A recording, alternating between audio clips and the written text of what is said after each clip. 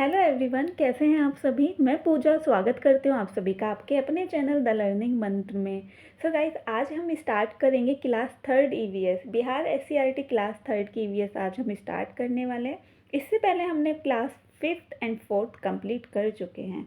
आज हम class third EVS complete कर लेंगे। चलिए स्टार्ट करते हैं। स्टार्ट करने से पहले अगर आप इस चैनल पे नए हैं तो प्लीज़ इस चैनल को सब्सक्राइब करना, लाइक एंड शेयर करना। चलिए स्टार्ट करते हैं। ये क्लास थर्ड ईवीएस वीडियो बहुत ज़्यादा बड़ी नहीं रहने वाली, इसमें बहुत कम कंटेंट था और लेकिन इम्पोर्टेंट है, तो अवॉइड तो नहीं करना, लेकिन आपकी बहुत जल्दी कवर हो जाएगी। मुश्किल से ये 10-15 मिनट की क्लास रहेगी। चलिए स्टार्ट करते हैं। फर्स्ट चैप्टर था फैमिलीज़ के बारे में कि फैमिलीज़ कैसी होती हैं। जैसे एकल परिवार होता है, संयुक्त परिवार होता है ना, तो उसके बारे में था। इस चैप्टर में ये एक नोट दिया हुआ था सिगरेट के लिए। सिगरेट में 4000 रासायनिक तत्व होते हैं, 200 ज्ञात विष होते हैं और 60 कैंसर पैदा करने वाले एजेंट होते हैं। आप इसे देख लेना, ये नोट था। और एकल परिवार आप जानते हैं, माता पिता और उनके अविवाहित बच्चे होते हैं। संयुक्त परिवार में माता पिता, उनके विवाहित बच्चे, दादा दादी, चाचा चाची, कजन्स, ये सब होते हैं। ठीक है। ये फर्स्ट चैप्टर था। देखिए, वर्ल्ड नो टबैको डे कब आता है? 31 मई में होता है और इसकी थीम है 2023 की। ये मैंने आपके लिए एडिशनल मेंशन कर दी है, ग्रो फूड नो टबैको। तो आप ये ज़रूर देख लेना, स्टैटिक जीके का पार्ट हो जाएगा ये आपका। स्टैटिक जीके भी आप अगर कनेक्ट करके पढ़ेंगे ना, ऐसे जैसे आपका एससीईआरटी में ये आ गया पॉइंट, एक ये डे आ गया और इसकी आपने करंट से रिलेट करते हुए थीम भी कर ली साथ के साथ, तो आपका स्टैटिक जीके क्या होगा, कवर हो जाएगा। और स्टैटिक जीके आने ही वाला है ना। आप इस तरीके से कनेक्ट करके पढ़ेंगे तो आपकी पढ़ाई अच्छी होगी और स्कोर भी आप अच्छा कर पाएंगे। वर्ल्ड नो टबैको डे 31 मई, थीम है इसकी 2023 की, ग्रो फूड नो टबैको। ठीक है। जुगाली और काली और जुगाली करने वाले पशु कौन से होते हैं? भैंस। और हरे पंख और लाल चोंच किसकी होती है? तोता। ये सेकंड चैप्टर है। इसमें क्या था कि कुछ पहेलियाँ दी गई थी और उसमें उसे सॉल्व करना था, तो ये पहेलियों के रूप में ये चैप्टर था। तो उसमें से मैंने आपके लिए नोट डाउन किया है। काली और जुगाली करने वाले पशु होते हैं भैंस। अच्छा, जब ये एनिमल्स जुगाली करते हैं तो एक गैस प्रोड्यूस होती है। यस, एक गैस प्रोड्यूस होती है। वो गैस है मीथेन। तो ये इसमें इम्पोर्टेंट क्वेश्चन है कि जब पशु जुगाली करते हैं तो कौन सी गैस प्रोड्यूस होती है? मीथेन गैस प्रोड्यूस होती है। तो ये आप ध्यान रखना। ठीक, ये इम्पोर्टेंट क्वेश्चन हो जाता है। हरे पंख और लाल चोंच किसकी होती है? तोते की होती है। ठीक। और तोते को क्या पसंद होता है? मिर्च, लाल मिर्च। पक्षियों की चोंच कैसी होती है? तोते की चोंच होती है घुमावदार। मिर्च फल कुतरने में ये इसकी चोंच हेल्प करती है। देखिए, कुछ ये बर्ड्स थे और उनकी चोंच किस तरीके की होती है ये बताया गया है, और वो उस चोंच का अपनी चोंच का यूज़ किस चीज़ में, मतलब उन्हें हेल्प करती है। तो किस टाइप की चोंच किस चीज़ में हेल्प करती है, ये इस चैप्टर में ये बताया गया है। तो ये आप देख लेना। तोते की चोंच होती है कुतरने के लिए कुछ भी चीज़ को। ठीक है। बाल, चील, गिद्ध, ये इनकी चोंच हुक की तरह होती है। बाज, चील और गिद्ध की ये ऐसे कुछ मुड़ी होती है ना, इस तरीके से कुछ मुड़ी होती है। तो ये जो इनकी चोंच है ये मांस खाने में हेल्प करती है। ठीक। कबूतर और गौरैया, कबूतर और गौरैया, इनकी छोटी और मजबूत चोंच होती है और ये अनाज चुगने में या उसे तोड़ने में मदद करती है, अनाज को। ठीक है। देखते हैं ना, कबूतरों के लिए दाना डाल देते हैं तो वो क्या करते हैं, उसे चुग लेते हैं बहुत आराम से। चिड़िया भी, गौरैया भी ऐसे ही करती हैं, है ना, स्पैरो। तो वो उस दाने को चुग कर तोड़ कर खाने के लिए उनकी हेल्प करती है। तो चुगने या तोड़ने दोनों ही वर्ड यूज़ करना। मिट्टी कीचड़ से कीड़े खाने वाली चोंच, मिट्टी में कीचड़ में ये मिट्टी कीचड़ होती है, उसमें कीड़े होते हैं, उसे एकदम निकाल के खाने वाली चोंच कैसी होती है? लंबी होएगी, एक पतली और नुकीली होएगी। ठीक है। सारस बगुला की चोंच कैसी होती है? पतली और लंबी, सुई जैसी चोंच। देखो, हुक जैसी किसकी है? ऐसे वर्ड्स वो ध्यान से देखना। बाज, चील, गिद्ध। पूछ लिया जाएगा कि हुक जैसी चोंच किसकी होती है, आपको इसी में से 4 ऑप्शन दे दिए जाएंगे, बाज, बत्तख, फ्लेमिंगो, गौरैया, कबूतर। तो आपको ध्यान रखना है कि बाज की होती है, ठीक है। और अगर सुई जैसी पूछ ली जाएगी तो फिर आपको ध्यान रखना है कि सारस और बगुले की लंबी पतली सुई जैसी होती है और ये इन्हें मछली पकड़ने में हेल्प करती है, ठीक। बत्तख और फ्लेमिंगो की कैसी होती है, छानने वाली निष्पादन प्रणाली, जैसे छानने वाली प्रक्रिया होती है, इसे ध्यान रखना, ये बहुत ज़्यादा इम्पोर्टेंट है ये वाली चीज़। पानी के आसपास रहते हैं ये बत्तख और ये, और भोजन खाते समय गंदगी अलग कर लेते हैं, ये क्या कर लेते हैं, गंदगी अलग करके चीज़ों को खाता है। तो जो खाना है उसमें से गंदगी हटा लेंगे, तो छान लिया ना एक तरीके से उन्होंने, तो ये इसलिए बत्तख और फ्लेमिंगो की छानने वाली निष्पादन प्रक्रिया में हेल्प करती है चोंच, और गंदगी को ये अलग करके कुछ भी खाते हैं। नोक वाले पत्ते किस बोलते हैं, पीपल के पत्तों को, ठीक है। ये नोक वाले कुछ इसी तरीके के होते हैं ना, ठीक। गोल पत्ते किसके होते हैं, बरगद के।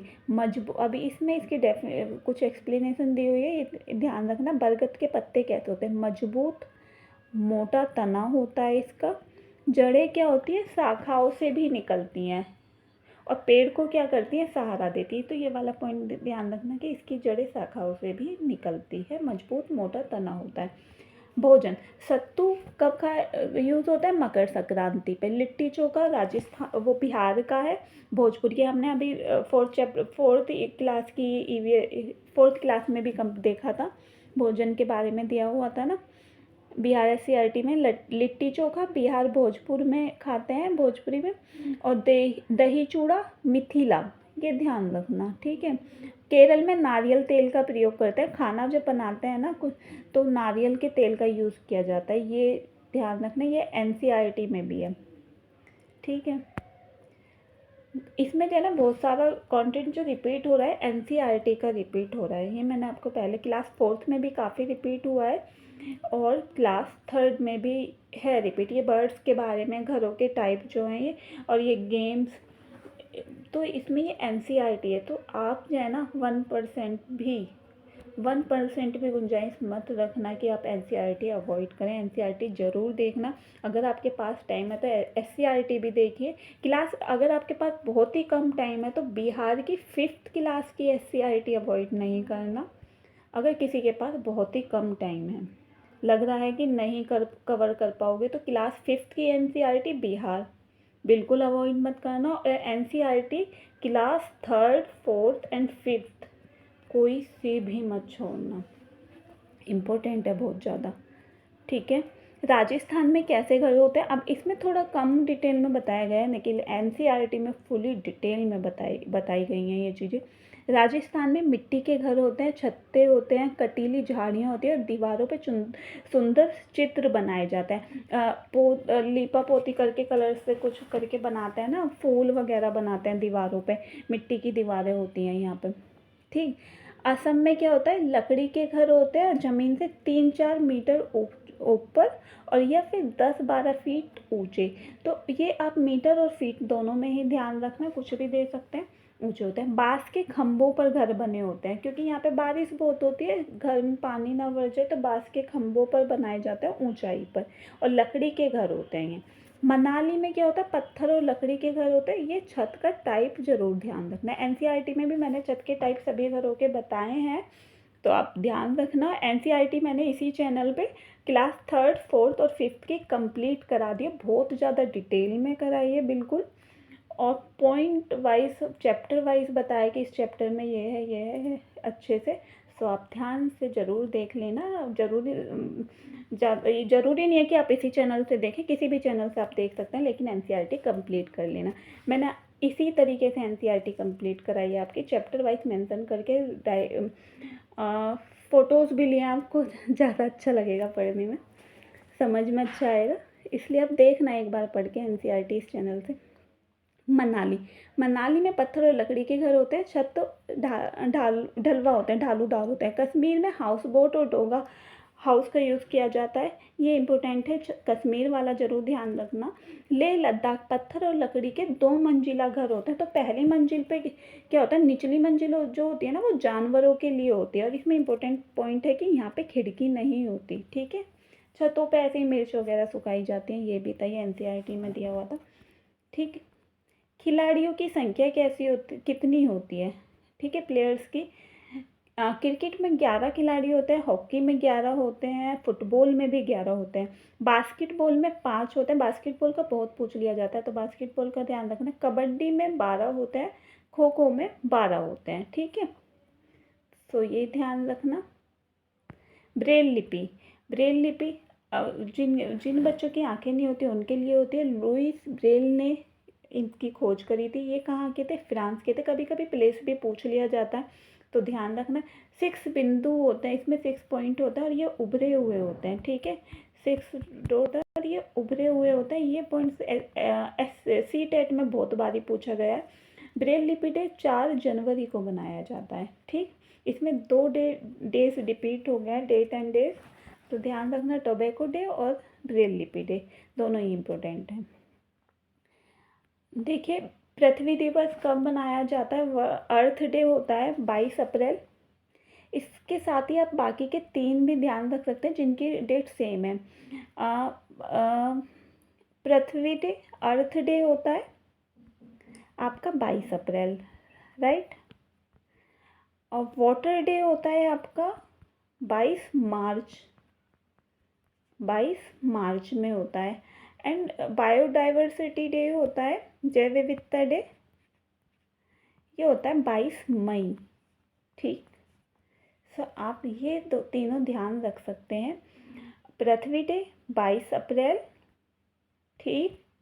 वाटर डे 22 मार्च, ये बहुत पूछा जाता है, तो तीनों ही ध्यान रखना है इसी से ही, ठीक है।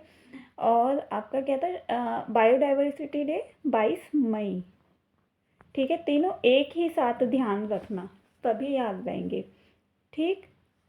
अर्थ day, water day, biodiversity day, ठीक। पृथ्वी दिवस, जल दिवस और जैव विविधता दिवस, ठीक। बिहार पृथ्वी दिवस 9 अगस्त को मनाया जाता है। बहुत इम्पोर्टेंट है इस एग्ज़ाम के लिए, ध्यान रखना। बिहार पृथ्वी दिवस कब मनाया जाता है, 9 अगस्त। तो यहाँ पे आप पृथ्वी दिवस तो मालूम ही होगा मोस्टली बच्चों को, लेकिन बिहार पृथ्वी दिवस आप नहीं भूल सकते हैं, बिल्कुल नहीं भूलना। 9 अगस्त को मनाया जाता है। कुम्हार द्वारा मिट्टी की चीज़ों को बनाने का क्रम क्या होता है, ये बताए। इसमें जो है ना प्रोसेस बहुत बताया गया है। फसल का प्रोसेस क्लास 4th में हमने पढ़ा था, उसमें काफ़ी बताया गया है ना। धान का प्रोसेस क्या होता है। अब इसमें मिट्टी, कुम्हार द्वारा मिट्टी की चीज़ों को बनाने का प्रोसेस क्या होता है, तो ये आप ऑर्डर ध्यान रखना। चाक पर बर्तन बनाना, पहले वो चाक जो होता है गोल गोल सा, उस पर बनाते हैं मिट्टी रखकर, तो बर्तन बनाएंगे। फिर उस बर्तन आपने बना लिया उसे सुखाना, फिर सूखे हुए बर्तन को आग में पका देना, जिससे वो पक्का हो जाए, टूटे ना, ठीक है। पके बर्तन पर रंग लगाना, सेल के लिए तैयार करना ना, हमें बाज़ार में बेचना भी है। फिर रंग लगा के जब वो बिल्कुल तैयार हो जाएगा, फिर उसे बाज़ार में ले जाना, मार्केट में ले जाना सेल के लिए, ठीक। देखिए, एकल, ये मैंने आपको बता दिया, अच्छा मैंने लास्ट में नोट कर दिया है ये। एकल परिवार, माता पिता और उनके अविवाहित बच्चे, ठीक, ये ध्यान रखना, अविवाहित हैं। और संयुक्त परिवार में माता पिता, उनके विवाहित बच्चे, दादा दादी, चाचा चाची और कजन्स भी होते हैं, ठीक है, कजन्स भी होते हैं, ठीक। मौलिक कर्तव्य, 51 ए में है, और 11 टोटल संख्या क्या है मौलिक कर्तव्य की, 11 है ना। ये भाग किसमें, आर्टिकल तो है A51A, ठीक है। भाग क्या है, 4A। देखिए, 3rd में तो आते हैं मौलिक अधिकार, भाग 4 में आते हैं, मैं एक बार बता ही देती हूँ। अब पार्ट 3rd में आएंगे, भाग 3rd मतलब मौलिक अधिकार आएंगे, फंडामेंटल राइट्स, ठीक। और भाग 4 में आएंगे मौलिक DPSP, एक सेकेंड, पार्ट थर्ड में आता है आपका, पार्ट थर्ड में आएगा मौलिक अधिकार, फंडामेंटल राइट्स आएंगे, ठीक। और पार्ट फोर्थ में आएगा डीपीएसपी, डीपीएसपी नीति निर्देशक तत्व, ठीक है। अब पार्ट 4A में, अब ये ध्यान रखने वाली चीज़ है, पार्ट 4A में क्या आएगा, इसमें आएंगे मौलिक कर्तव्य, ठीक है। मौलिक कर्तव्य यहाँ आएंगे आपके, ठीक। तो पार्ट 4A में मौलिक कर्तव्य आने हैं और आर्टिकल है 51A, संख्या है इनकी 11। अब इसमें जो है ना, जब ये 51A ऐड हुए हैं, मूल संविधान में मौलिक कर्तव्य नहीं थे, ठीक है। इस बात को समझ लेना, मूल संविधान में मौलिक कर्तव्य नहीं थे, ये जोड़े गए हैं 51A पार्ट 4A में करके। 4A से इसे ऐड, जब A B लगा होता है ना तो समझ लो कि ऐड किया गया है, 51A ऐड किया गया है। तो फिर हमने जब इसे ऐड किया था ना तो 10 थी इनकी संख्या, ठीक है। 51A में ये 10 थी। अब 11वां जो जोड़ा गया है वो बाद में ऐड हुआ है, वो हुआ है 86वां संविधान संशोधन, 86वां संविधान संशोधन से इसे ऐड किया गया है, ठीक है। ये ध्यान रखना। ये क्लास थी आपकी थर्ड EVS कंप्लीट हो जाती है। बहुत छोटी क्लास थी लेकिन बहुत इंपॉर्टेंट कंटेंट था इसमें भी, आप इसे मिस नहीं करना और अच्छे से एक स्पीड बढ़ाकर आप देख सकते हैं, इसे मल्टीपल टाइम कर लेना। अगर आप नोट डाउन भी नहीं कर रहे हैं, 1.5 की स्पीड पे या 2 की स्पीड पे आप करेंगे, 2-3 बार देखेंगे, आपको अच्छे से रिवाइज भी हो जाएगा और माइंड में सेट भी हो जाएगा ये। तो आपको अगर ये क्लास अच्छी लगी हो, ये छोटी सी इन्फॉर्मेशन आपको अच्छी लगी हो तो प्लीज़ इस चैनल को सब्सक्राइब करना, लाइक एंड शेयर करना। Thank you so much.